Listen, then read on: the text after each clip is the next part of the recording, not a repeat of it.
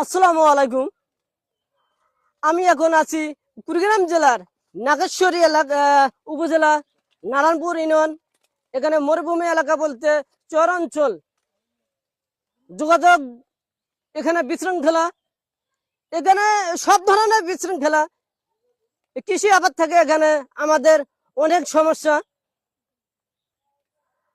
রাত্রে ঝড় তুফানে আমার নারায়ণপুর ইউনিয়নে মরুভূমি এলাকা চরাঞ্চল, শুধু আমার চর অঞ্চল না, বাংলাদেশে অল এভরিথিং যত চর এলাকা আছে, জানি না এইরকম কৃষি আবাদ গুলা কিভাবে আছে, কোন পরিস্থিতিতে আছে।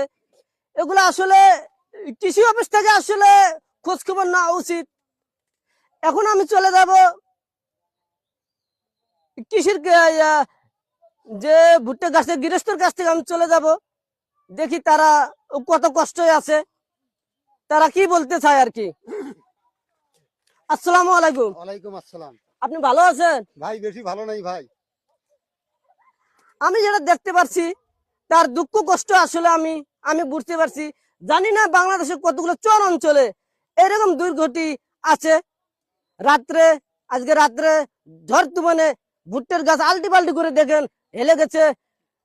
এখানে গৃহস্থ আসছে ভুট্টার গাছ খাড়া করার জন্য। আমি ইতিপূর্বে শুনলাম ভুট্টার গাছ এখানে খাড়া হচ্ছে না। আসলে নিচে মাটি নরম থাকলে কিভাবে খাড়া হবে, সাপোর্ট পাচ্ছে না। আসলে কৃষি আবার বলতে কৃষি অফিস থেকে এটা সাজেশন দেওয়া সাজেশন দেওয়া অবশ্যই দরকার, খোঁজ খবর নেওয়ার জন্য।